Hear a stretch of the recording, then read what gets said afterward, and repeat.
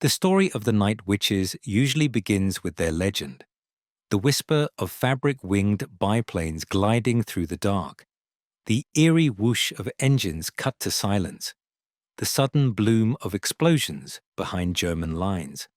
But legends are simple. The truth, the version buried in Soviet archives for decades, is far heavier, far more human, and shaped by forces that rarely survive official histories. This is not just the chronicle of a women's bomber regiment.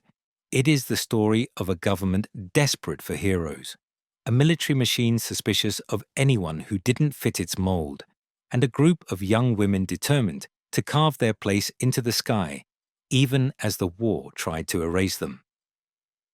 When the first classified files on the 588th Night Bomber Regiment were opened after the collapse of the Soviet Union, historians didn't know what to expect. The regiment had been celebrated in wartime propaganda, then quietly folded into the shadows after 1945. The women were awarded medals, some posthumously, and then politely pushed from memory as the Cold War reshaped what narratives the Soviet state wanted to emphasize. So when the documents surfaced, mission logs, internal discipline reports, dispatches from the NKVD, psychological assessments, it became clear that the legend only told one half of the story. The other half remained locked behind red stamps, written in the nervous handwriting of commanders who feared the consequences of failure more than they feared the enemy. To understand why these files mattered, we have to go back to 1941, back to a moment when the Soviet Union was breaking. Hitler's invasion had moved faster than anything the Red Army's planners imagined. Entire divisions collapsed, cities burned, and morale wavered under the crushing speed of the blitzkrieg.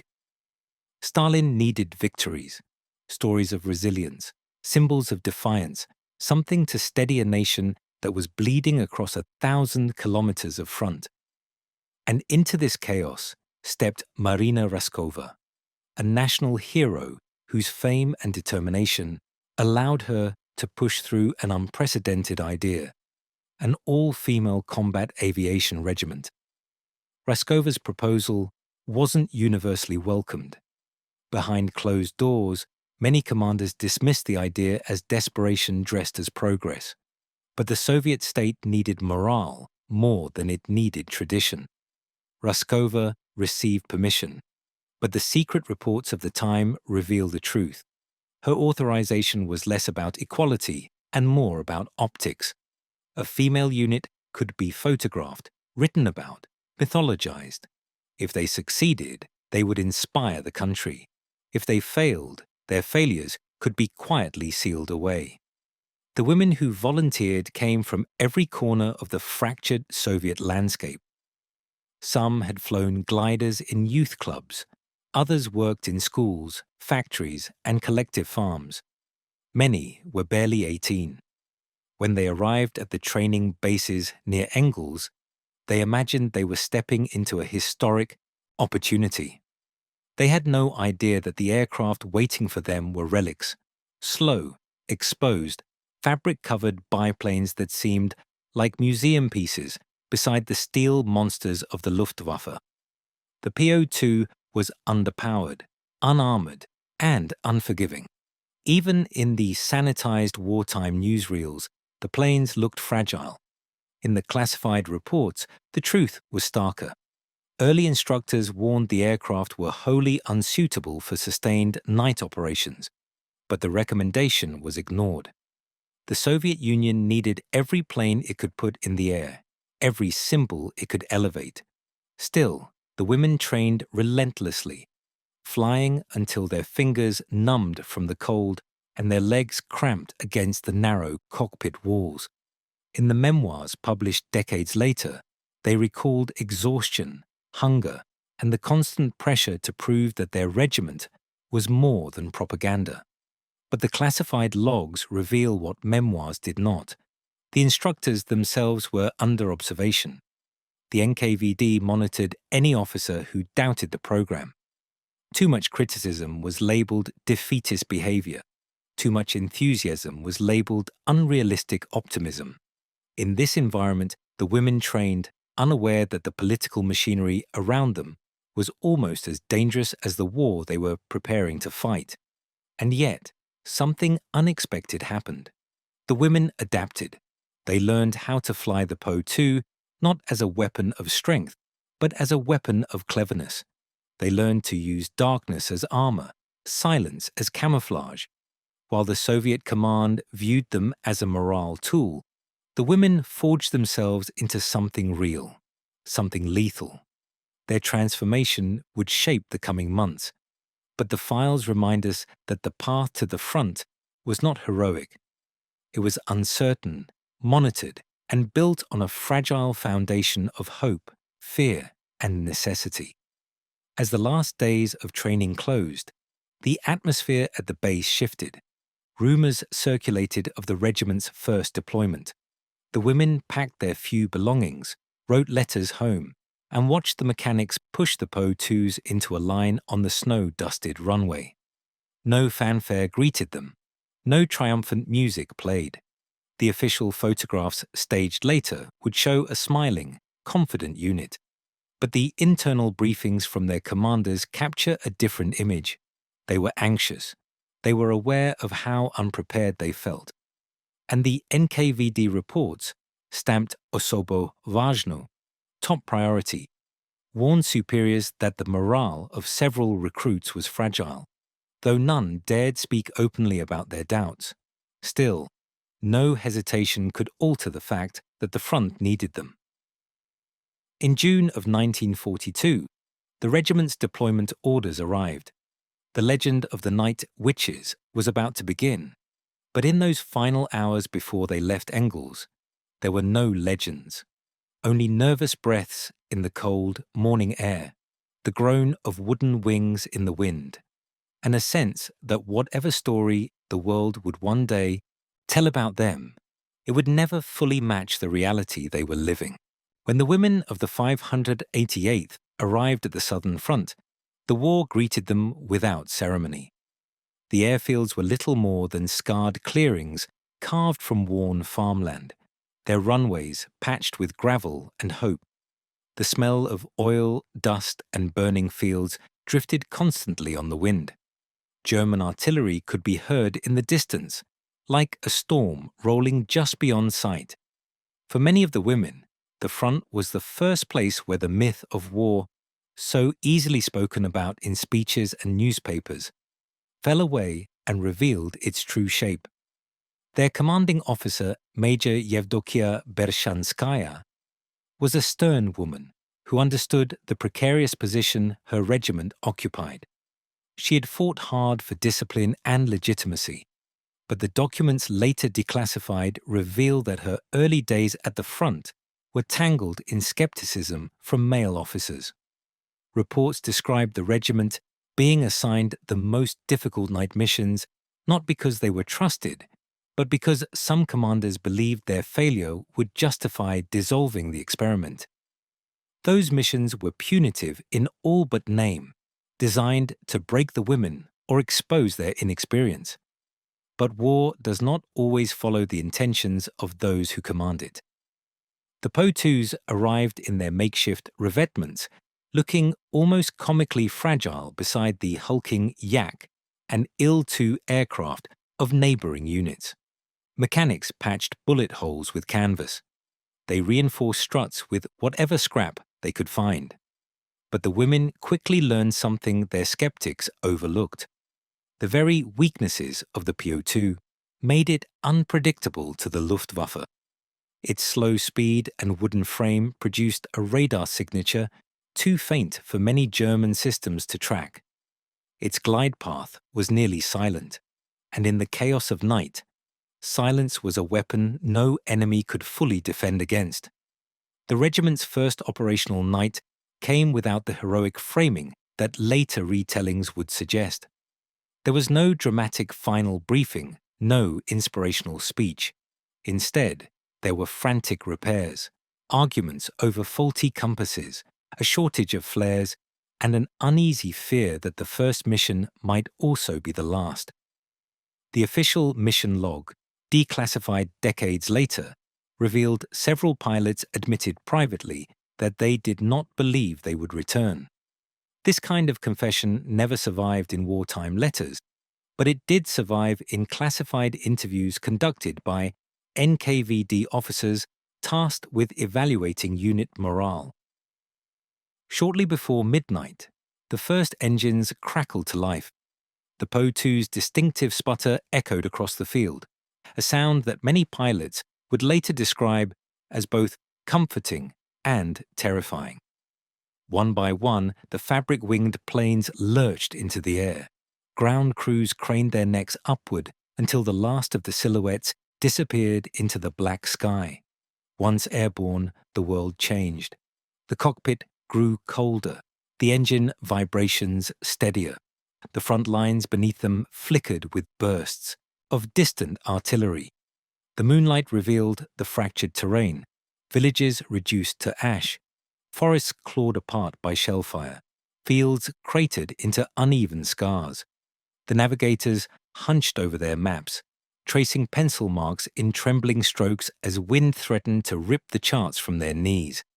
Their bombs, small but effective against supply depots and troops' concentrations, clattered in their racks with every gust. As they approached the target zone, German searchlights ignited the sky. Their white beams swept across the darkness in long, sweeping arcs. The women followed their training. Engine idle, altitude drop, glide path engaged. The Po-2 quieted to little more than a whisper. This was the moment German soldiers would one day describe as hearing witches on broomsticks. The flutter of canvas wings, the sudden whistle of falling bombs, the sensation that the night itself had turned hostile. The first bombs struck a supply depot near the Terek River, sending sparks and debris spiraling upward. Anti-aircraft guns responded immediately, firing blindly into the dark. Tracers stitched the sky like glowing threads, hunting shadows that refused to hold still. The pilots banked sharply, fighting the wind, fighting their own pounding hearts. Several planes returned with shredded wings and splintered fuselages. One did not return at all, its final moments preserved only in a German report that noted hearing an explosion, and then nothing more. For the regiment, the loss was devastating. Many had known the fallen pilot since training, but Bershanskaya refused to hold a memorial until the next day. Grief could wait, survival could not. By dawn, the Po-2s limped back to the airfield in small, scattered groups. The mechanics rushed forward to assess damage. Some planes barely held together through their landings. But despite exhaustion and shock, every returning crew climbed out of their cockpit with the same realization. They had succeeded. They had struck their targets, navigated enemy defenses, and returned with proof that the regiment was not a symbolic gesture, but a functional component of the war. The classified reports written after that first night reveal a remarkable shift in tone. Where earlier assessments doubted the regiment's capability, the new evaluations noted unexpected adaptability, discipline under fire, and unusually high cohesion. Even the NKVD observers, whose task was to identify ideological weakness, found little to criticize beyond what they called emotional vulnerability, a term applied more frequently to female units, though male regiments were no less plagued by fear and fatigue. Word of the mission spread quietly at first. Neighboring units, many of which had doubted the women's ability, watched them return at sunrise with a newfound respect. The exhaustion etched on their faces, the bullet holes marking their planes, and the silent determination with which they approached the next mission. Briefing. These details traveled quickly through the airfield, and just as fast, skepticism began to erode. The night witches had not yet earned their name. That would come later, whispered by German soldiers unnerved by attacks that seemed impossible to predict or prevent. But on that first night, the legend took its first breath. Not in victory speeches or propaganda reels, but in the quiet shiver that ran through officers who realized these young women had done what many believed they could not. Every pilot who slept that morning did so with the knowledge that night would bring another mission, and another after that. For the night witches, war had ceased to be a distant idea. It had become a cycle of takeoff, terror, and return. Each night carving deeper into their resolve, each flight bringing them closer to becoming the unit history would never forget. As the summer of 1942 deepened, the rhythm of the war settled into the regiment like a second heartbeat. The women learned to navigate by instinct as much as by map, trusting the feel of wind on fabric, the shifting glow of the horizon, and the faintest silhouettes of rivers and forests. What once felt like impossible missions became nightly rituals. Each evening, as the last traces of daylight drained from the sky, the airfield transformed into a hive of motion. Mechanics hammering, navigators marking routes, pilots tightening scarves beneath flight goggles worn thin from overuse. Yet inside the camp, another transformation was taking place, one not captured in official reports, but preserved in the fragments of diaries and letters that survived the war. In those private writings, the women described their evolution not from civilians to soldiers. That shift had happened long before, but from a regiment fighting for approval to a unit that demanded respect. Their early flights had been tentative, weighted by fear of disappointing their commanders or confirming the doubts held by skeptics. But with each successful mission, their confidence grew sharper, steadier, more unshakable. The men of neighboring regiments began to look at them differently. What started as surprise turned into admiration and, eventually, competition. One officer wrote in a classified morale report that he found it deeply unsettling how the women began to outperform units with far better equipment. It wasn't just their numbers of sorties, which were staggering compared to male bomber regiments. It was their perseverance. The Po-2s required constant maintenance, and the pilots often flew 6 to 8 missions per night. By the time most regiments completed a single round, the night witches were already preparing for their third. Still, the legend was not built on endurance alone. It began with whispers. First from German positions that reported strange aerial attacks on moonless nights. Then from soldiers who claimed they heard the faint rustle of broomsticks before bombs fell. The stories spread across the front lines, growing more vivid with every retelling.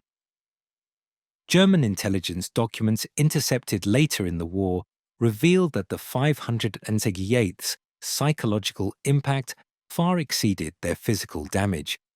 One Wehrmacht commander complained that the women's unconventional tactics create undue panic among troops, a rare admission for an officer whose reports were expected to project strength.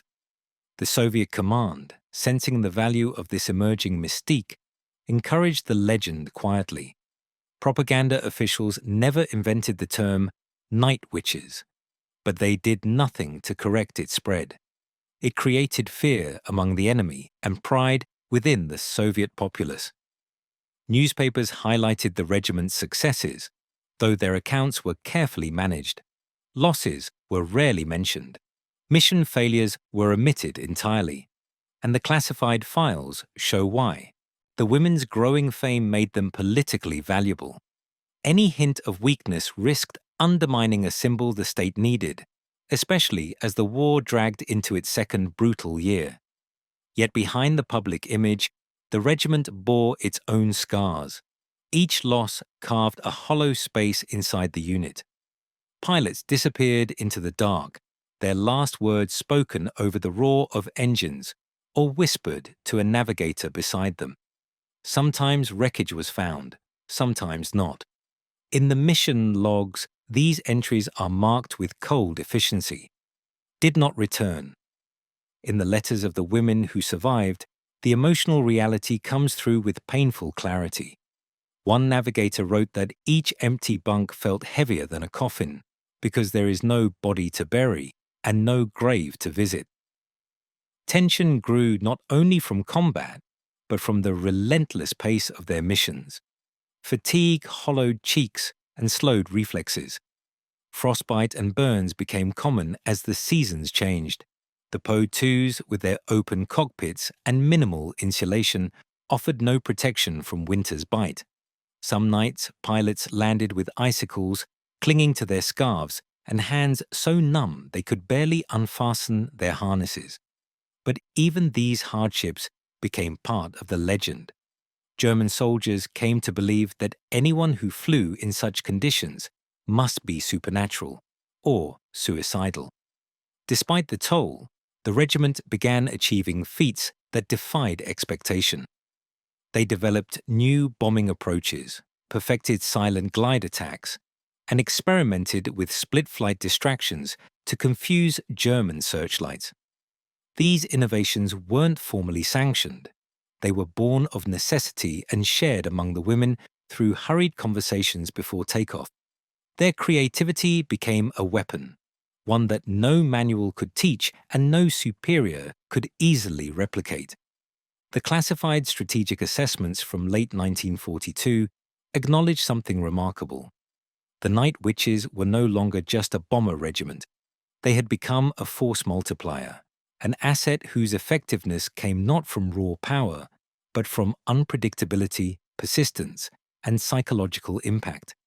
The Soviet High Command began assigning them increasingly critical missions, sometimes without regard for the danger. In one report, a senior officer admitted that the regiment was used to fill gaps others could not, a polite way of saying they were sent when no one else dared to go. As their reputation grew, so too did the pressure on them. Praise in the newspapers brought scrutiny from political officers. Heroism brought risk. A single mistake could tarnish the symbol the state was building.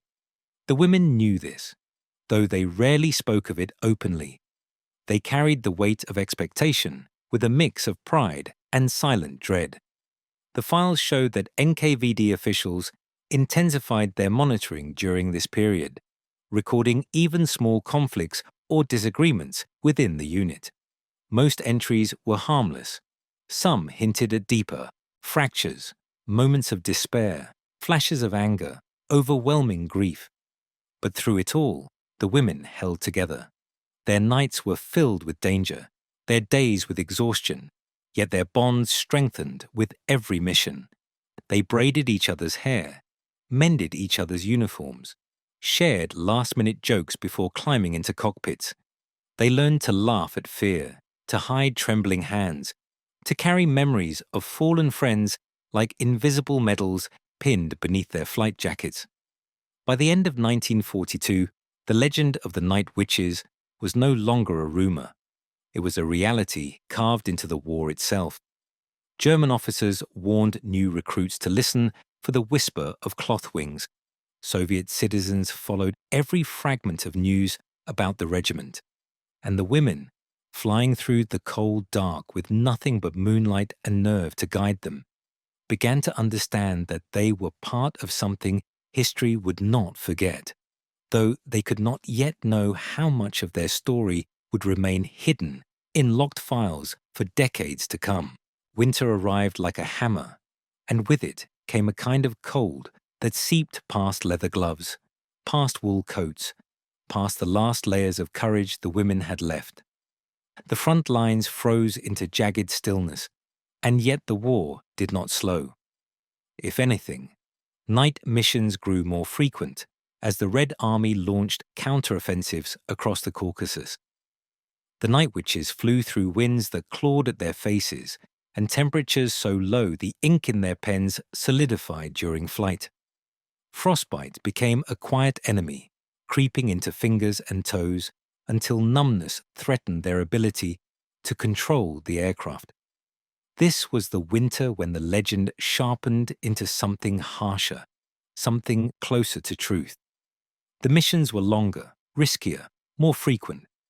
The Po-2s struggled against the biting air, engines stuttering as ice formed on carburetors and fuel lines. Mechanics worked day and night to keep the planes operational, often heating metal components with open flames just to prevent them from cracking. The women learned to greet each morning with the metallic taste of exhaustion, pulling themselves from their bunks with bodies that felt older than they were. Diaries from the time reveal entries written in cramped, frozen handwriting. "We are held together with tape and willpower," one pilot noted. "I do not know which will fail first." The German defences had evolved as well. After months of enduring the regiment's nightly harassment, German anti-aircraft units adapted their tactics. They set traps with silence, cutting their searchlights until the last possible moment, forcing the night witches to fly low and blind. They installed new listening devices and even began using decoy fires to lure the women off course. But the PO2, with its slow speed and unpredictable glide path, remained difficult to track. What became more dangerous was the increasing presence of German night fighters, experienced pilots flying fast, heavily armed aircraft designed to hunt anything that dared enter the darkness. One night in January, a flight of 3 Po-2s headed toward a German supply base near the Kuban River. The weather was treacherous, and the pilots had to fly by the faintest glow of snow-covered ground. As they neared their target, a German Bf-110 appeared like a blade through the sky. Its engines roared, a violent contrast to the gentle hum of the biplanes. The women tried to scatter using their low altitude to their advantage. 2 managed to dive into a ravine, hugging the terrain so closely that tree branches scraped their wings. The 3rd pilot was not so fortunate. German reports later described the encounter briefly. 1 light aircraft destroyed. For the regiment, it was a night of anguish. They searched for wreckage for 2 days, but nothing remained except charred fragments scattered across the snow. Losses like this began to accumulate, each one leaving a scar across the unit. In the classified files, the winter months show a spike in psychological assessments. NKVD officers noted signs of severe fatigue, emotional strain, and persistent nightmares among the women. One navigator confessed that she dreamed nightly of falling through an endless sky. A pilot admitted she no longer felt the cold in her hands and feared it meant frostbite had damaged nerves permanently. But none considered leaving. Their sense of duty to each other, to the war, to the fallen, held them fast. Yet even in the darkest moments, there were flashes of extraordinary courage. One night, during a blizzard so thick the ground vanished into a white void, 2 pilots lost their bearings and became separated from the unit. Their compasses spun wildly, useless in the magnetic interference caused by nearby equipment stores. Rather than panic, they shut off their engine and listened. They strained to hear the distant rumble of artillery, using sound to approximate direction. After drifting for several minutes, they restarted the engine and followed their instinct. They landed safely at an improvised forward strip, their wings encased in ice. Their survival became a whispered tale of ingenuity that spread across regiments. Another night, a Po-2 took a direct hit from anti-aircraft fire. The navigator was wounded, bleeding heavily in the cockpit. The pilot refused to turn back until they reached the target and released their bombs. Only then, with shaking hands and a clouded windshield, did she attempt to land. She brought the plane down on a frozen field, skidding across the snow until the aircraft shattered against a mound of earth. The women survived, though both sustained serious injuries. Their actions were later praised in official dispatches, but what the reports didn't mention, what only surfaced decades later in personal memoirs, was that the pilot cried through most of the flight, not from fear, but from determination. She said she did not want the night to win. It was during this brutal winter that the regiment was officially redesignated as the 46th Taman Guards, Night Bomber Aviation Regiment, an honor awarded only to units that demonstrated exceptional bravery and effectiveness. The title brought prestige, but it also brought greater expectations and deeper scrutiny. Political officers monitored their movements more closely. Propaganda bureaus requested photographs and profiles. The women, though proud, felt the weight of being transformed from soldiers into symbols. Yet through all the hardship, something unbreakable formed among them. They developed rituals, small acts of solidarity that softened the edges of war. They shared warm bricks wrapped in blankets to thaw their feet. They kept small journals with sketches of home, drawing familiar streets to remind themselves of a world beyond ice and fire. They whispered encouragement into each other's ears before takeoff. They wrote the names of fallen friends inside their coat linings, carrying memory as a talisman against fear. The winter broke planes, bodies, and nerves, but it did not break the regiment. When spring finally crept across the front, revealing the churned mud and shattered ground beneath the melting snow, the night witches emerged battered yet unbowed. Their legend had survived the coldest months of the war, growing sharper and darker with each mission. And though many of them did not realize it at the time, the hardest fights, the ones that would define their place in history, still lay ahead. Spring arrived with the muted sound of thawing earth, a slow release of tension as frozen rivers cracked open and the air softened just enough for breath to no longer sting the lungs. For the night witches, the change in season meant more than relief from the cold. It marked a shift in the momentum of the war itself. The Soviet counteroffensive across the Caucasus had pushed the Germans into a defensive posture, and the regiment now found itself supporting operations that aimed not merely to survive, but to reclaim the territory inch by inch, night by night. With the ground softening, airfields became treacherous.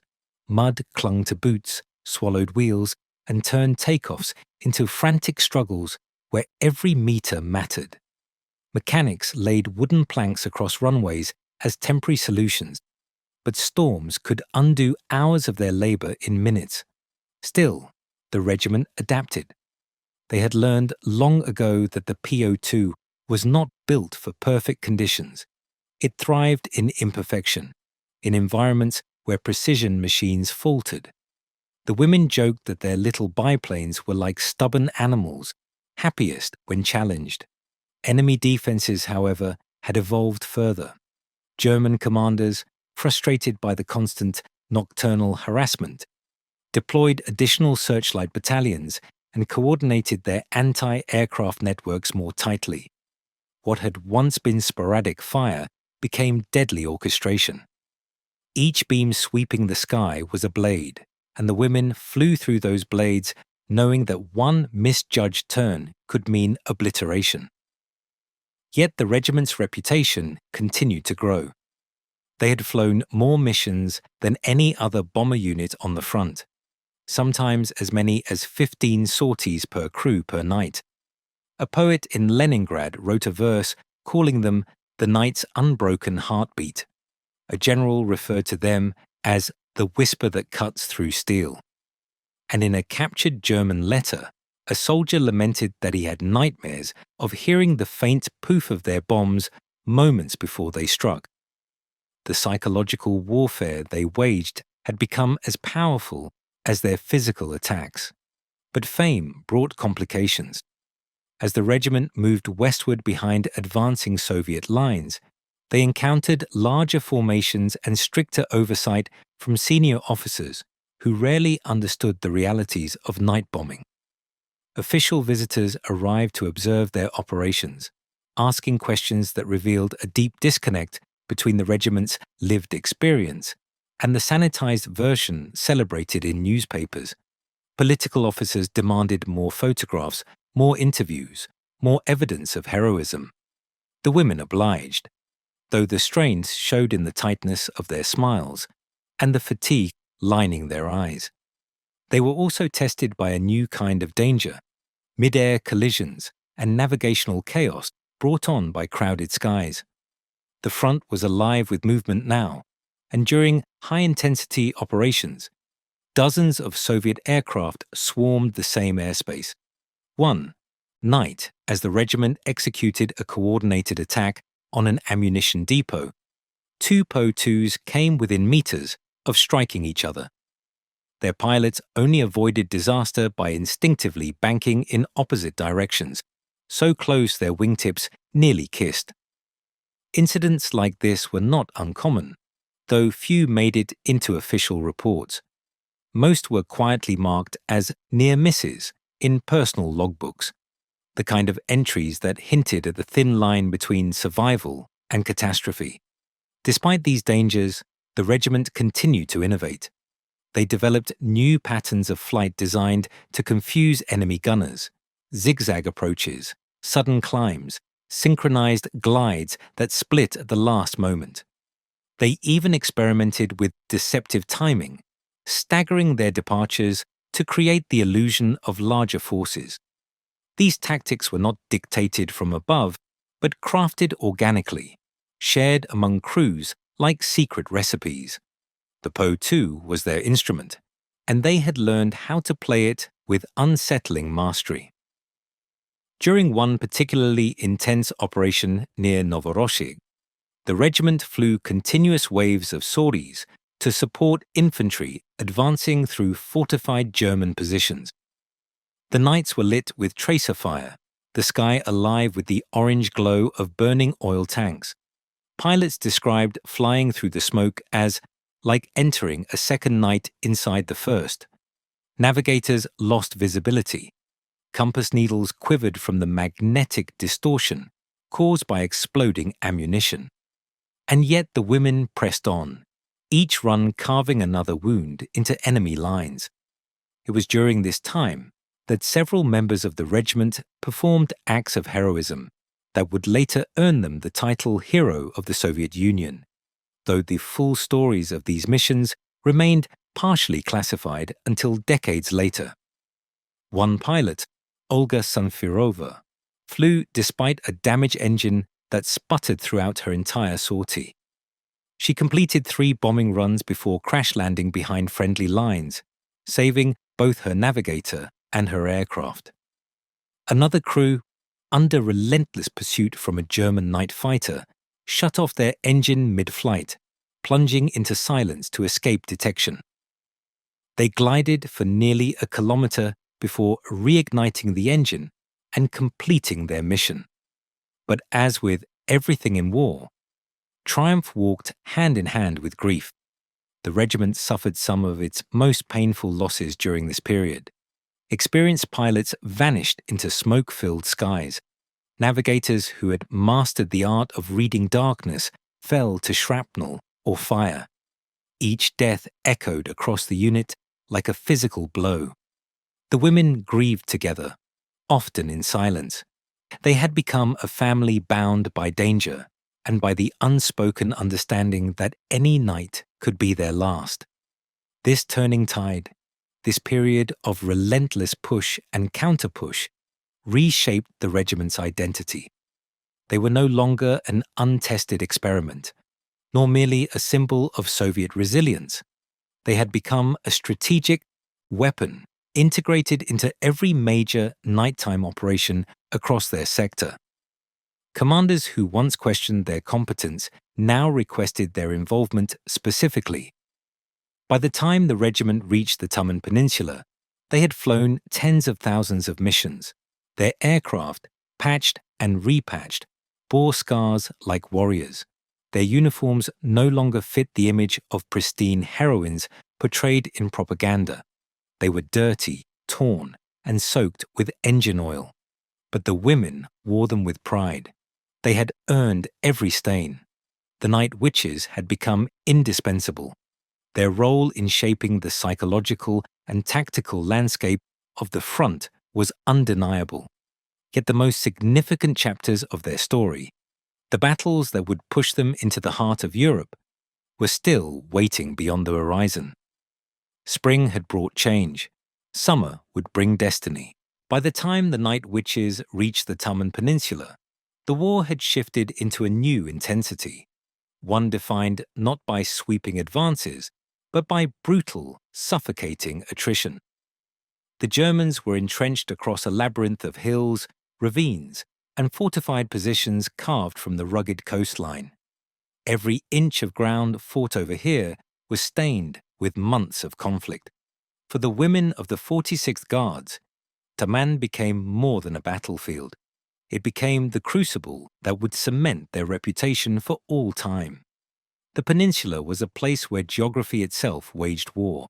Winds whipped across the Black Sea, slamming into the cliffs and creating vicious air currents that tossed the lightweight Po-2s like feathers. Fog rolled in without warning, swallowing the horizon in a suffocating grey. The nights were darker than any the regiment had faced. No moonlight, no reflections on snow, only a vast, impenetrable void, broken occasionally by the flash of artillery. Yet it was into this void that they flew, night after night, because the Soviet command needed the skies over Taman to belong to them. The regiment's missions here were different. Instead of single target strikes or harassing fire, they were now tasked with coordinated operations designed to choke off German supply routes, soften defensive lines, and break morale before Soviet infantry advanced. The women flew in pairs or small groups, weaving patterns that confused searchlights and created illusions of larger forces. German soldiers later recalled hearing bombs fall in waves, convinced they were under attack by dozens of aircraft when only 3 or 4 Po-2s were present. But the enemy adapted quickly.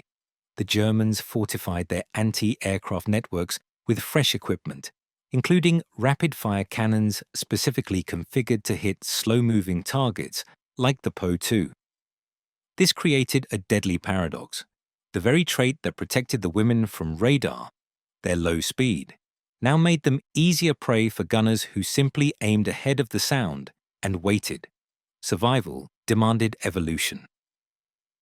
The regiment responded with ingenuity born from desperation. They began taking off at lower altitudes, hugging the contours of the land so closely that pilots sometimes returned with branches lodged in their landing gear. They learned to use the jagged coastline as a shield, banking sharply behind cliffs to break searchlight locks. They flew without navigation lights, relying solely on whispered calculations and fleeting glimpses of shoreline. Each mission became a negotiation with death, and the women became intimately familiar with its terms. It was during this campaign that one of the regiment's most extraordinary feats occurred, an event so astonishing that even hardened male officers struggled to believe it.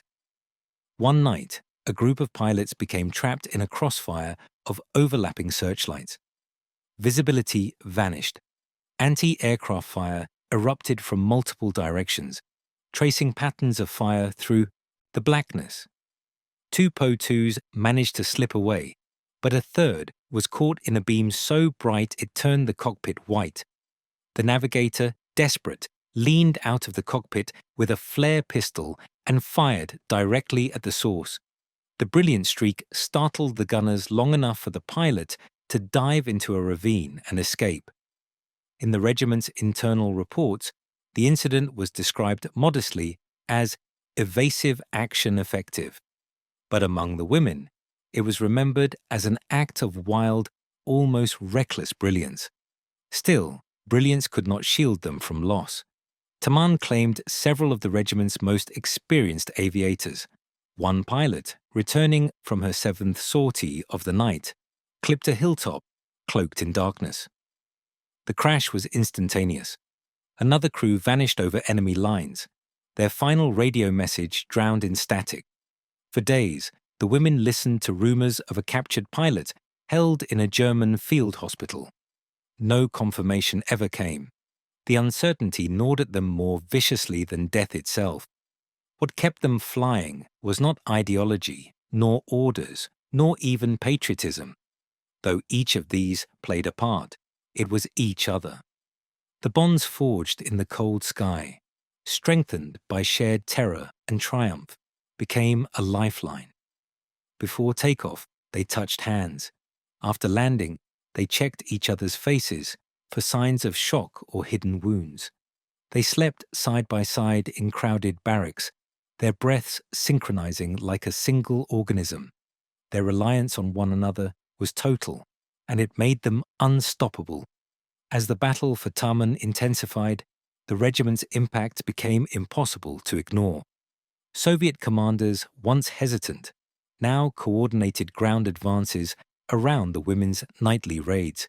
Infantry soldiers described hearing the PO2s overhead before major offensives, their engines sputtering like distant lanterns guiding the way. The psychological toll on German forces grew severe. Intercepted reports described sleepless troops, shaken morale, and units relocating positions simply to escape the night pest, as some officers called them. But the nickname did not stick. The soldiers in the trenches preferred the one that carried fear: Nachthexen, night witches. In October 1943, after months of relentless fighting, the Taman Peninsula was finally liberated. The regiment was among the first air units invited to the victory ceremony, a rare honor. Photographs from that day show the women standing proudly in their patched uniforms, their smiles tired but triumphant.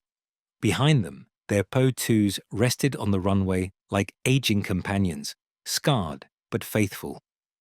What the photographs do not reveal is the truth preserved in the newly opened archives, that the regiment's success came at the cost of unimaginable strain.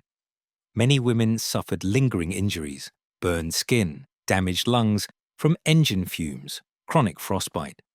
Others carried invisible wounds, the kind that quietly marked their nights long after the war ended. But none spoke of this then. Victory required silence. Pride demanded composure. The night witches left Taman changed, hardened, sharpened, and ready for what lay ahead, because the war was far from over. The front was moving west into territories even more fortified, where German resistance would tighten like a fist. The women knew the coming campaigns would test them in ways even Taman had not. But they also knew their bond, their skill, and their unyielding will had carried them this far.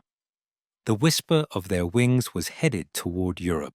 The liberation of Taman marked a turning point, not just for the Soviet offensive, but for the night witches themselves. They had flown through some of the harshest conditions of the war, faced some of the deadliest German defenses, and emerged as one of the most resilient air units on the Eastern Front. But the victory was fleeting.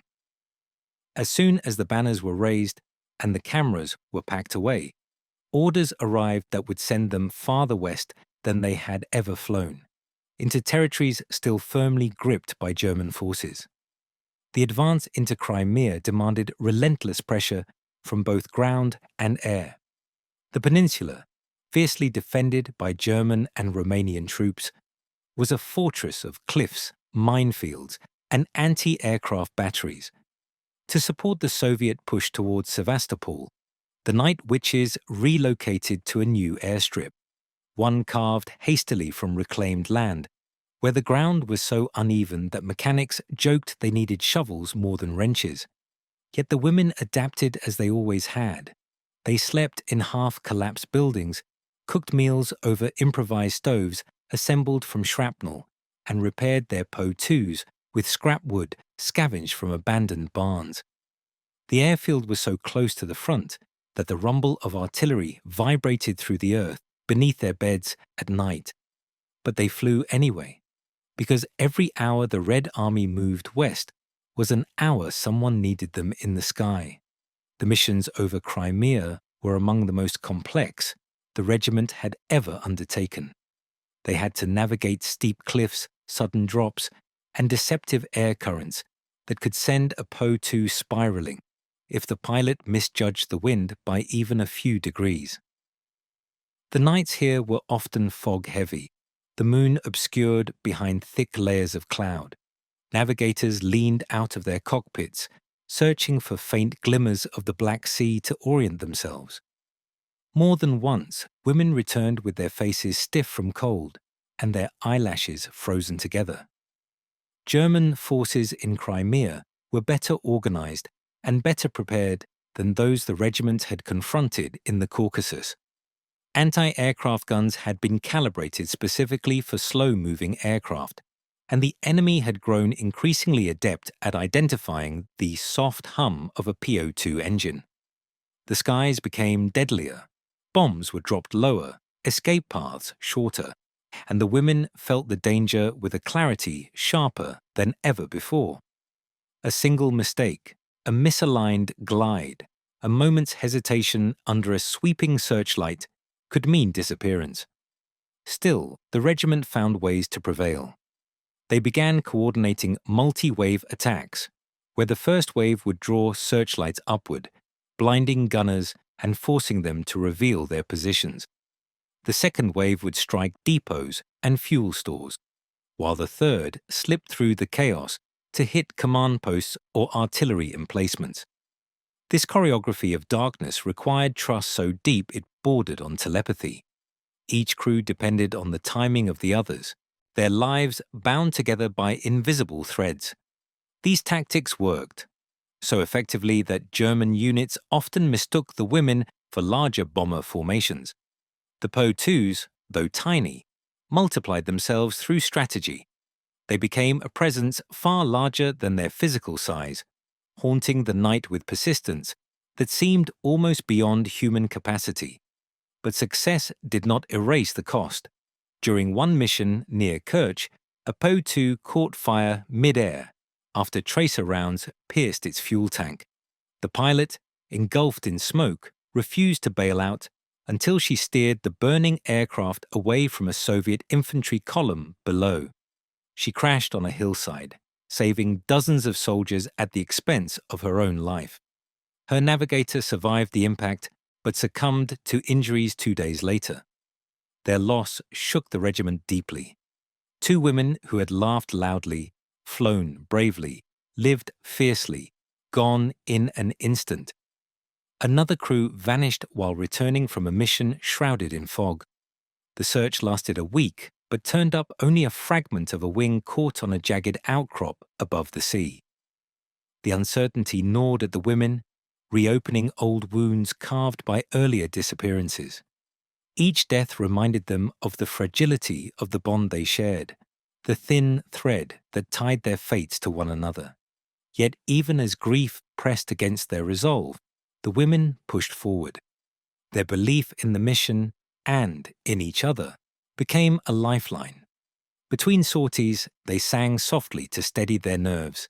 They scribbled quick notes or sketches in the margins of their mission logs, reminders of home or fragments of hope. They shared stolen moments of laughter, the kind born from exhaustion so deep it blurred into delirium. These moments, brief and fragile, held them together. By early 1944, the Soviet advance had broken through German defenses, and the regiment moved again, this time toward Belarus and eventually into Poland. The war was shifting toward its final, violent act, but as the front expanded, so too did the Night Witches' responsibilities. They now flew missions across dense forests, partially destroyed towns, and landscapes scarred by battles stretching far beyond eyesight. The terrain changed, the winds changed, the threats changed, but the women remained steady. Their legend grew wherever they went. Soviet soldiers recognized the distinct hum of their engines, raising cheers when they passed overhead. German troops wrote grimly about the return of the witches each night, describing the psychological toll of waiting in darkness for an attack that could come at any moment. Even Allied observers began noting their achievements, puzzled by how such small aircraft could produce Such outsized results. By now, the regiment had flown tens of thousands of sorties. Some women had been in the sky almost every night for years. Their hands bore permanent calluses from gripping frozen controls. Their eyes adjusted instinctively to the faintest streak of moonlight. They had become creatures of the night, unyielding, relentless, shadows given purpose. Ahead loomed the final chapters of the war, the crossing into Eastern Europe, the crushing of Nazi fortifications, and the push toward the heart of Germany. The Night Witches stood at the threshold of a world changing faster than they could imagine. But they were ready. They had been tempered by cold, by fire, by loss, and by triumph. And though they did not yet know it, their greatest operations, those that would echo through history, were about to unfold. The road west stretched long and dark, but darkness was their domain. The campaign in Belarus marked a new kind of battlefield, one where the enemy was not only the German war machine, but the landscape itself. Vast forests stretched endlessly across the terrain, dense enough to swallow sound and light, concealing hidden pockets of resistance and labyrinths of fortified bunkers. Swamps lay beneath the trees like silent traps, ready to claim any aircraft forced into an emergency landing. For the Night Witches, who relied on fleeting glimpses of landforms to navigate the darkness, these forests became both enemy and guide. By mid-1944, Operation Bagration, the massive Soviet offensive to liberate Belarus, was unfolding with breathtaking ferocity. Entire German army groups were collapsing under the weight of coordinated ground and air assaults. But victory on such a scale required support in every hour, including the darkest ones. And so, as the Red Army pushed west, the Night Witches found themselves flying deeper into forests where German units, now desperate and cornered, fought with renewed intensity. Their missions here were unlike anything they had faced before. Instead of clear supply depots or frontline trenches, they were now ordered to strike makeshift strongpoints hidden beneath forest canopies, ammunition dumps disguised as barnyards, or command posts dug into the earth. These targets were nearly invisible from the air during day, and at night they vanished entirely. Navigators relied on the faint glow of campfires, the shadow of treetops, or the sudden flicker of a cigarette, any sign of human presence that could guide them. German units stationed here were hardened survivors, men who had endured years of war and refused to yield easily. They were experienced, frustrated, and increasingly erratic as the Soviet advance closed in. Their anti-aircraft tactics became ruthless. They mounted flak guns inside forest clearings and disguised barrels with branches, waiting for the slightest engine hum to open fire. They deployed mobile searchlights across narrow forest roads, switching positions nightly to confuse arriving aircraft. And, as always, they listened. Ears tuned to the distant sputter of Po-2 engines that signaled another sleepless night. In response, the regiment developed new flight patterns, low sweeps along riverbanks, sudden climbs over treetops, and silent glides through narrow forest corridors lit only by the faint glow of stars. Pilots later recalled that these nights felt like flying through tunnels carved by darkness itself. At times, the canopy loomed so close they could hear the brush of leaves beneath their wings. But even in this treacherous environment, moments of astounding courage emerged. One night, a crew assigned to strike a communications hub near Vitebsk found themselves lost in a pocket of fog that clung stubbornly to the treetops. Their compass spun uselessly, disoriented by magnetic distortions caused by buried German wiring. Rather than turn back, which would have meant abandoning the infantry awaiting their support, they shut off the engine and drifted low enough to hear the river beneath them. Following its sound, They located their target by ear alone, dropping their bombs with such precision that Soviet ground units advanced successfully before dawn. Their commander later wrote that this was navigation not of training, but of instinct and trust. As the regiment pushed deeper into Belarus, their presence became vital to partisan groups operating behind enemy lines. These resistance fighters signaled targets with coded lanterns or smoldering fires, risking their lives for each flare. The women in turn delivered supplies, ammunition, or simply the reassurance that someone was fighting the same battle in the skies above. These covert interactions, rarely documented in official wartime news, were detailed in classified reports that only surfaced decades later. For the night witches, the forest also brought a quieter kind of suffering. The damp air soaked through clothing. The cold returned at night with a sharpness that lingered in their bones. Mosquitoes swarmed relentlessly, even at altitude, and the isolation weighed heavily. They were flying through unfamiliar territory, far from the landscapes they had come to know by heart. Many confessed in letters, later preserved in archives, that they missed the familiar sounds of Taman, even its storms and howl of winter. In the forests, everything was strange, muffled, watchful, and the dangers were unrelenting. During one mission, a Po-2 clipped the top of a camouflaged radio tower hidden among the trees. The plane careened downward, crashing into a bog so deep that only floating shards of canvas were found the next day. Another crew, returning from a bombing raid with their engine failing, attempted an emergency landing in what they believed was an open field. It was a swamp. The aircraft sank quickly, though the women managed to escape with their lives by clinging to reeds until a Soviet patrol found them hours later, soaked and trembling. Their resilience during these months became a point of astonishment among the commanders leading Operation Bagration. In declassified strategy memos, generals noted that the regiment's ability to penetrate deep forest encampments had outsized tactical value and measurable psychological disruption to German forces attempting to regroup. One general even remarked that the night witches had become the quiet hammer in a thunderstorm, striking where others could not. Yet behind these achievements, the emotional toll grew heavier. Losses accumulated, some sudden, others slow and haunting. The women mourned in silence, wiping tears only when the next sortie dragged them back into the sky. They shared memories of the lost in whispers, folding laughter and sorrow into stories told by lantern light.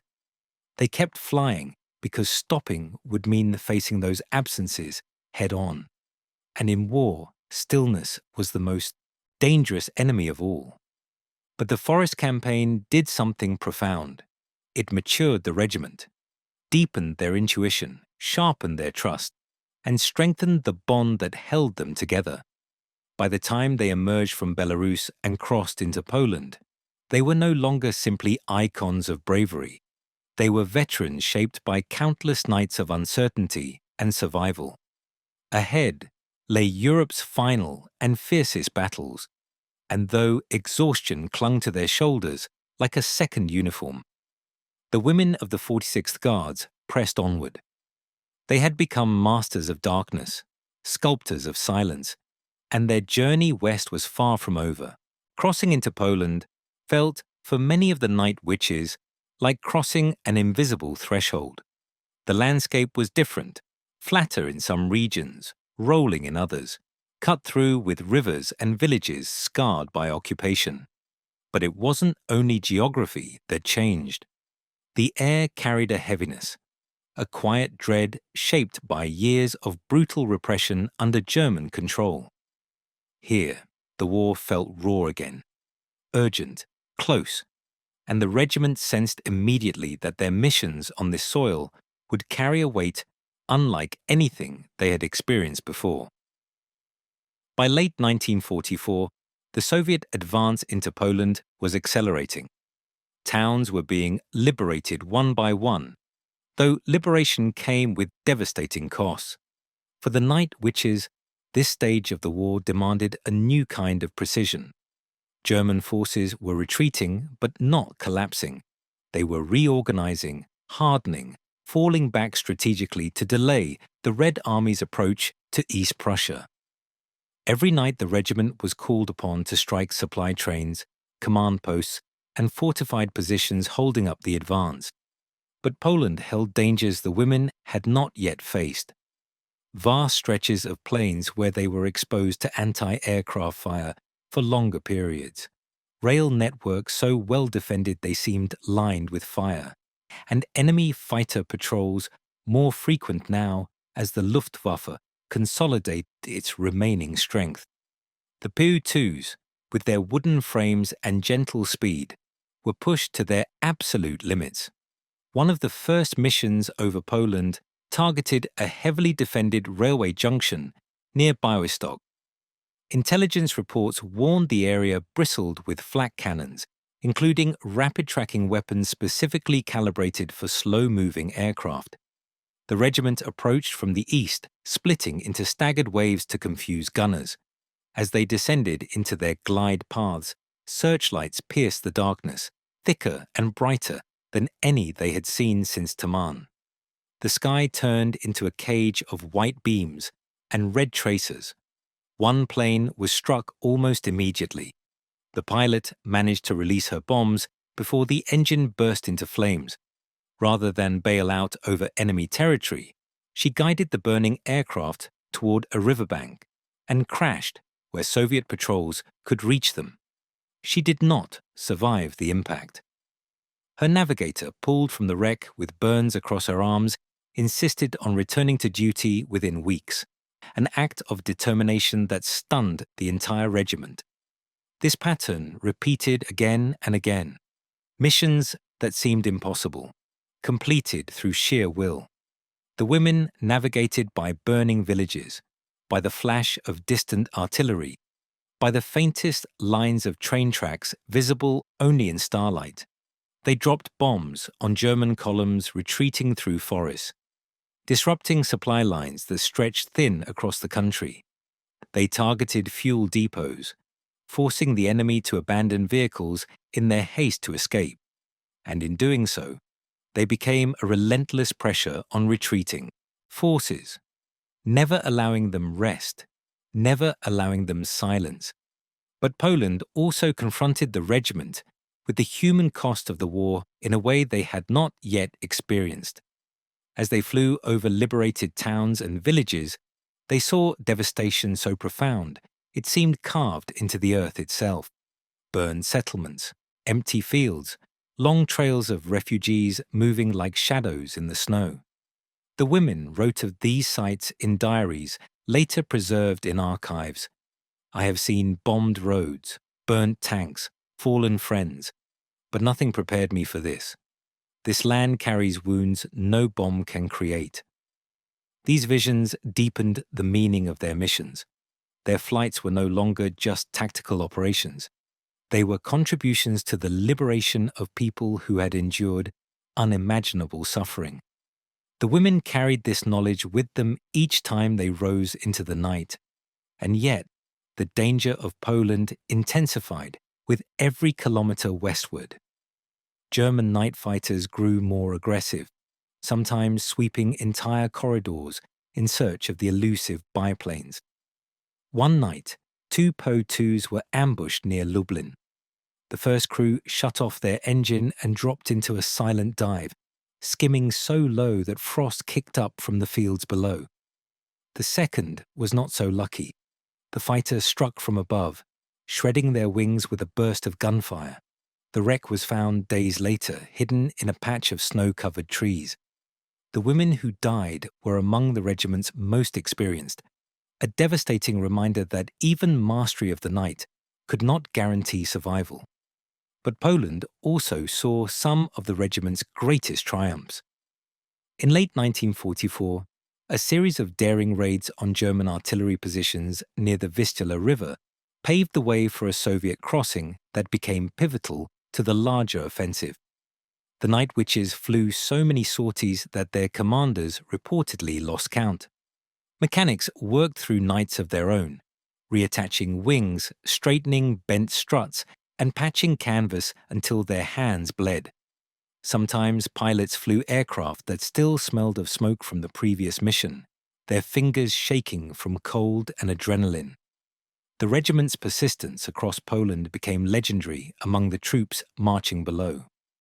Soldiers would pause when they heard the faint hum overhead, murmuring to each other, "The witches are with us tonight."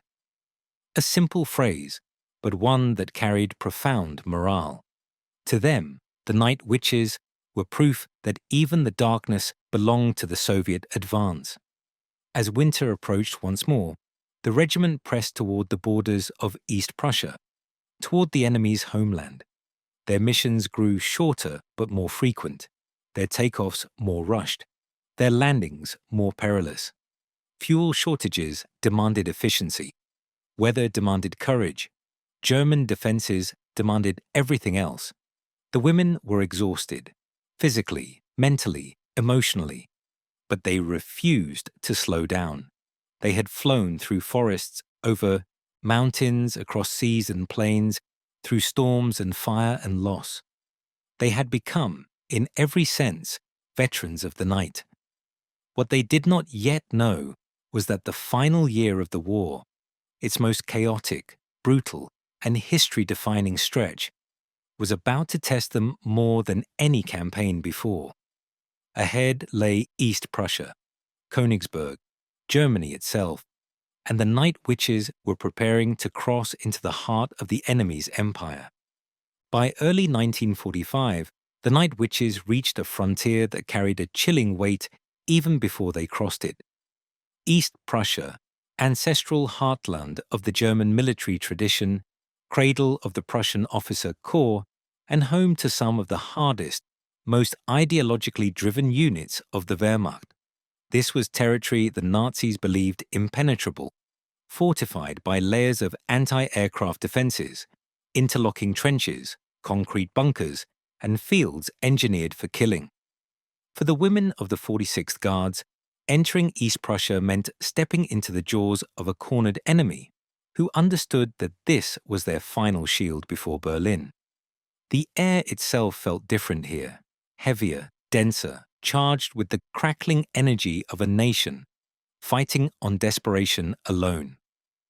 Even before the regiment began their first sortie over German soil, they could hear the distant thunder of artillery as Soviet forces hammered at the border. The airfields from which the women operated were cramped and hastily constructed. Frozen earth covered with planks that buckled under the weight of the planes. Mechanics worked in temperatures so brutal that metal stuck to bare skin. Engines needed to be warmed like fragile animals, coaxed into life with blankets, fire pits, and whispered prayers. Their missions now targeted hardened positions, supply depots buried under camouflage nets, artillery nests dug into frozen hillsides, and columns of retreating forces moving west at all hours. Unlike earlier in the war, when the Germans sometimes underestimated the threat posed by the PO2, East Prussian defenders knew exactly what the Night Witches were capable of. They had read the reports, heard the soldiers' complaints, and seen firsthand the disruption these women caused. Their anti-aircraft networks were tuned to detect even the softest flutter of the Po-2's engine. What followed was some of the deadliest flying the regiment ever faced. On the first major operation across the border, a coordinated strike near Gumbinnen, the sky erupted with light the moment the women approached the target. Searchlights rose in blinding pillars.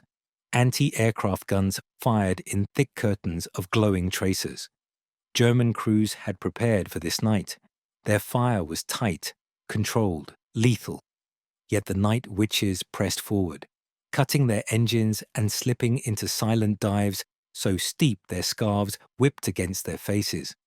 The first wave delivered their bombs. The second wave followed through a storm of shrapnel.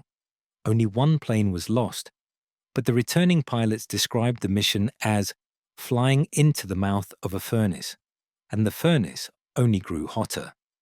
In February, a new danger emerged: German night fighters patrolling specifically for the PO2. These pilots had learned to adjust their speed, cutting their engines to mimic the slow drift of the biplanes before striking with sudden bursts of gunfire. The regiment developed evasive maneuvers so tight they bordered on the impossible: sharp spirals, sudden drops, glides into ravines.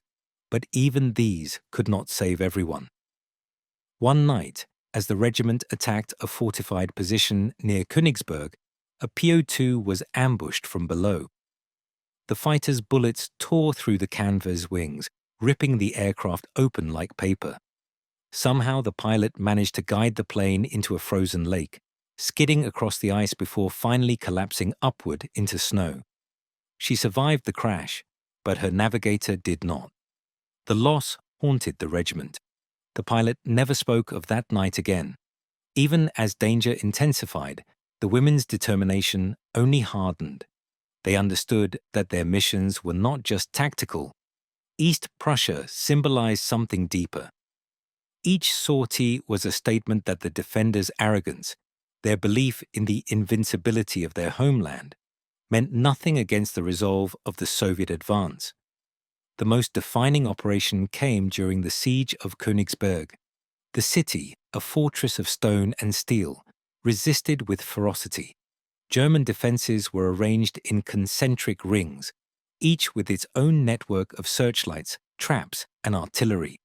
To weaken these defences, the regiment was tasked with nightly raids, sometimes 10 or more sorties before dawn. They dropped bombs on command centres, ammunition stockpiles, and fortified bunkers carved from concrete. Their attacks were so persistent that German commanders later remarked, "The witches do not sleep. They wait for darkness and return like a curse." One mission stood out among all others. A crew led by a seasoned pilot, and her navigator was ordered to destroy a heavily fortified command post embedded deep within the city. As they approached, anti-aircraft fire lit up the night in every direction. The sky looked alive, a living creature thrashing in fury. The pilot descended into the storm, refusing to brake. A shell exploded beneath them, flipping the plane violently. The navigator was thrown forward, striking her head. The pilot, half blinded by smoke and spinning debris, regained control and completed the bombing run alone, guiding the aircraft by instinct. She returned to base shaken and barely conscious.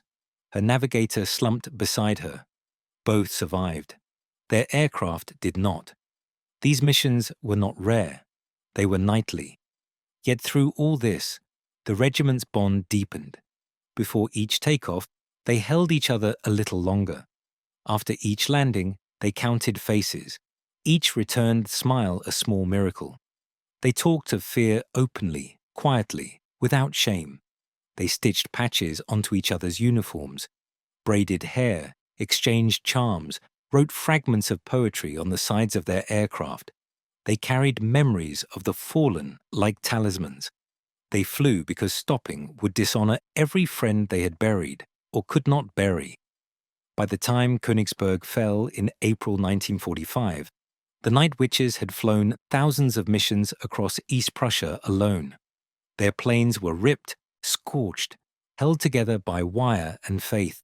Their bodies were exhausted beyond comprehension. But they stood on German soil victorious, having contributed to the collapse of a fortress many believed impregnable. Ahead lay only one destination: Germany's interior, the final act of the war, the last darkness they would ever have to fly through. The Night Witches were ready. Germany, in the spring of 1945, was a nation collapsing in on itself. Cities in ruins, highways choked with fleeing civilians and retreating soldiers, and the once feared Luftwaffe, now a fractured shadow of its former strength.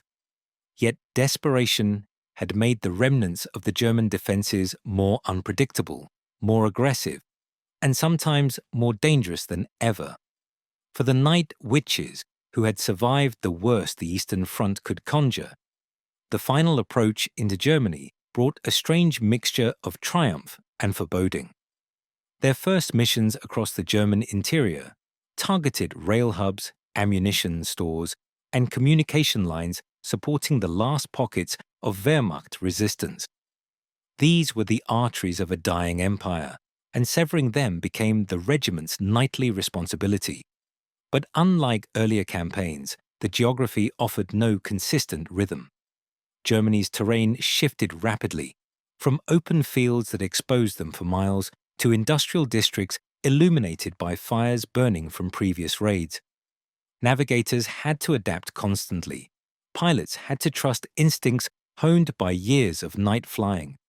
The Po-2s felt the strain, canvas stretched thin by weather and shrapnel, engines wheezing under the burden of thousands of hours in the sky.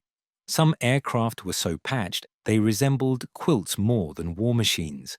Mechanics performed miracles daily, coaxing life from machines long past their intended lifespan. Yet the women never complained.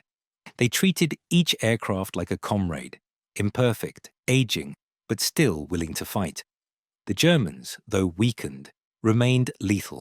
Anti-aircraft batteries were concentrated around towns and bridges, and unlike on the Eastern Front, many were operated by fanatically loyal units or hastily assembled militias that fired indiscriminately, sometimes filling the sky with fire so thick the women joked it looked as if the stars were falling sideways. But no one truly laughed. They all knew how close those streaks of light came to ending them. One operation near Frankfurt an der Oder nearly became a tragedy. A three-plane formation moved in low under cloud cover, preparing to bomb a supply depot that intelligence described as critical to German counterattacks. As they descended, a hidden battery opened fire from beneath a factory roof. Shrapnel tore into the first Po-2, shredding its right wing. The pilot, refusing to crash over the target where Soviet infantry were advancing, pulled the aircraft eastward, away from friendly troops. She guided the failing plane toward an empty field, managing a controlled crash that left her injured but alive. Her navigator crawled from the wreckage and immediately helped her limp toward cover as German artillery rumbled in the distance. Both survived, rescued hours later by a Soviet reconnaissance patrol. Their bravery was noted quietly in reports, another act of heroism folded into the ever-growing legacy of the regiment. But Germany also brought moments of surreal calm. Between missions, the women wrote about flying over towns where no lights remained. Villages empty, roads abandoned, farms silent. Some described the eerie beauty of moonlight reflecting from broken glass. Others wrote of sadness they hadn't expected to feel. They knew the suffering on both sides had reached a terrible crescendo. Even as they struck military targets, they sensed the weight of history closing around them. The end was coming, and with it, a question none dared to voice. What will become of us when there is no more night to fight? Still, missions continued. In April, as Soviet forces encircled Berlin, the regiment was tasked with some of the most strategically important raids of the entire war. They targeted bridges along the Oder and Spree rivers, bridges Germany desperately needed to move what remained of its armor and supply lines. Destroying these structures helped accelerate the collapse of German defenses. The raids were perilous. Searchlights around Berlin formed a cage of brilliant white, flickering as the city burned beneath. The women flew into that cage night after night, threading through narrow gaps of darkness, sometimes brushing so close to the beams that their goggles lit up with ghostly reflections. One pilot later recalled that during one sortie, she glimpsed Berlin's fires from above, a city in ruin, glowing like a dying sun. She wrote, "I felt no triumph, only the feeling that the world was ending and we were witnesses to its last flame. Such moments never appeared in propaganda. They were too real, too human, too conflicted for a nation sculpting its victory narrative. The regiment's final confirmed combat mission occurred in late April 1945, supporting the advance on a German stronghold resisting surrender. Their bombs disrupted ammunition caches long enough for ground units to storm through before dawn. By then, the PO-2s were so battered that mechanics warned the women not to fly again unless absolutely necessary. Some aircraft could barely hold altitude. Others leaked oil like open wounds. The women understood. They were reaching the end of the journey. When Germany capitulated on May 8, 1945, the Night Witches were grounded not by order, but by silence. The bombardments ceased. The searchlights vanished. The sky, once alive with danger, became empty. The women stood beside their planes, hands resting on canvas wings, listening to a world that suddenly felt too quiet.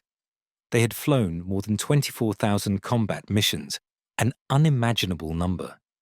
They had become legends, symbols, warriors, sisters.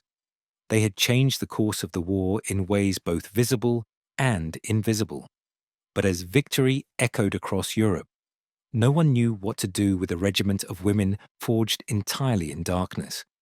War had given them purpose. Peace would force them to reckon with what remained. Their story was not over, but history, for the moment, had gone silent. Victory settled over Europe like a strange, disorienting fog. Thick, quiet, and unfamiliar.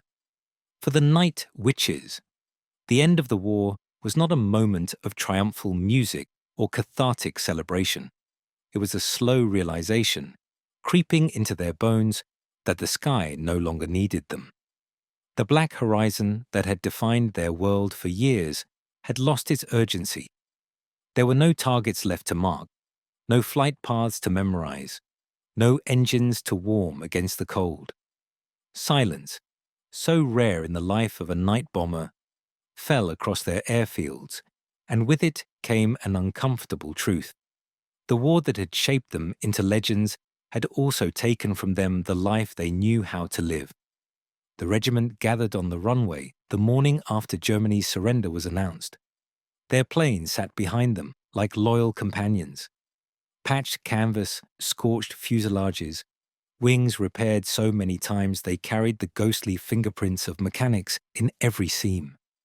The women stood in small groups, not cheering but talking quietly, trying to process a world that no longer required their courage.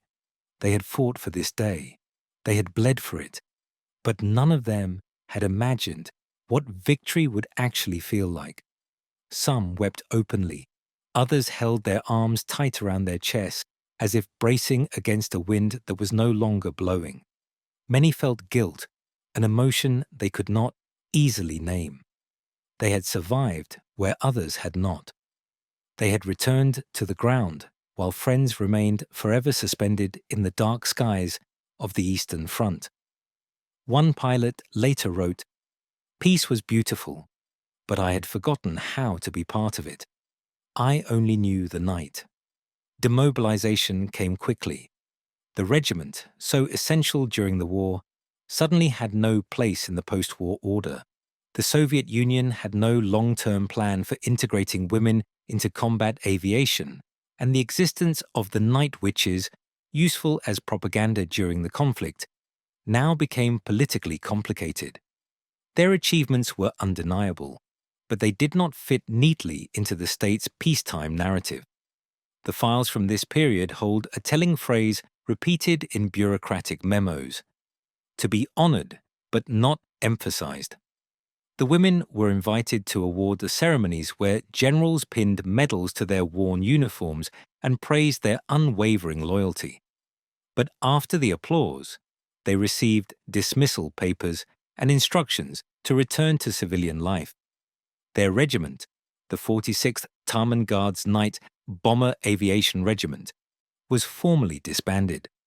Its members dispersed across the vastness of the Soviet Union. carrying with them a story the government celebrated in public but downplayed in official histories. Some returned to their studies, others became engineers, teachers, or worked in factories. A few, unable to imagine a life without flying, fought their way into civil aviation, though opportunities were scarce. Many faced skepticism from male colleagues who dismissed their wartime accomplishments as anomalies rather than proof of their skill. The Po-2s they had flown with such mastery were repurposed for crop dusting or training, stripped of the jagged metal patches and bomb racks that had defined their wartime silhouettes. What haunted them most was not the lack of recognition, but the absence of each other.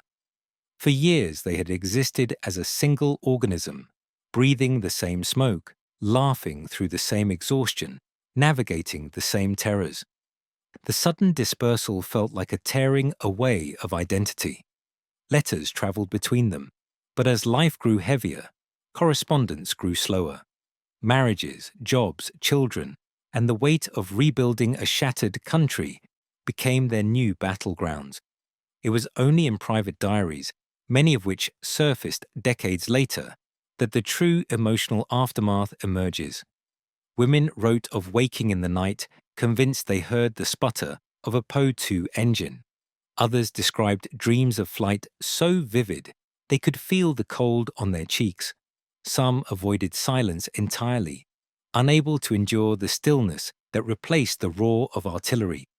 A navigator confessed that she kept a piece of canvas from her plane beneath her pillow for years, so that the night would not forget me. And yet, they built lives. They found joy again, sometimes small and fragile, sometimes strong enough to pull them forward.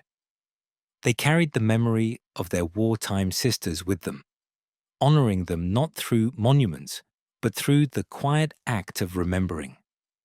Many never spoke publicly about the hardest things they endured: the fear, the grief, the crushing responsibility of flying night after night, knowing each mission could be their last.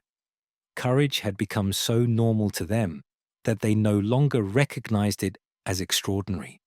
Recognition, when it finally came, arrived slowly and unevenly. In the decades after the Soviet Union collapsed, historians gained access to the classified archives. The sanitized myths that had overshadowed the regiment for years were peeled back to reveal the depth of their sacrifice and the complexity of their service. Western documentaries began to rediscover them. Books explored their missions.